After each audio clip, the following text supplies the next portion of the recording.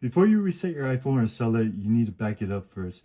Otherwise, you can permanently lose your photos, contacts, and everything on your iPhone. Welcome back to Quick Assist, and if this video helps, please consider liking, subscribing. It always helps the channel. All right, so here's the fastest way to back up your iPhone properly. If we're gonna, reset everything, we're gonna first want to go to Settings right here. All right, from Settings, we're gonna tap the name on top. And then we're gonna go to, after that, tap iCloud right here. So then we have 2 terabytes of iCloud. But then, yeah, from there, then we're gonna tap the iCloud backup down here. Make sure backup this phone is on, and then you just want to go ahead and push backup now. Okay, once you hit backup now, it's gonna start backing it up to the iCloud.